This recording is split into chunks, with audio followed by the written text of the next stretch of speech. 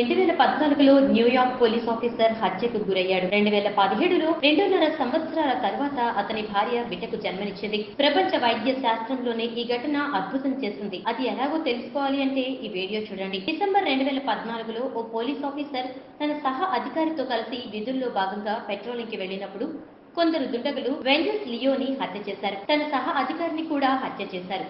ఇలా హత్యకు గురి అయిన లియో బాడీని హాస్పిటల్ కు తరలించారు. లియో భార్య అతని శరీరం నుంచి వీర్య కణాలు వేరు చేయమని కోరగా డాక్టర్స్ లియో శరీరం నుంచి అతని వీర్య కణాలు వేరు చేసి భద్రపరిచారు. సరిగ్గా 2.5 సంవత్సరాల తర్వాత ఆ వీర్య కణాల ద్వారా లియో భార్య కృత్రిమ గర్భం దాల్చి ఓ బిడ్డకి జన్మనిచ్చింది.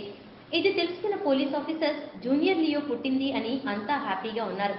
అయితే న్యూయార్క్ లో హత్య గావించబడిన మొదటి ఆసియా పోలీస్ ఆఫీసర్ గా లియో చరిత్రకెక్కాడు.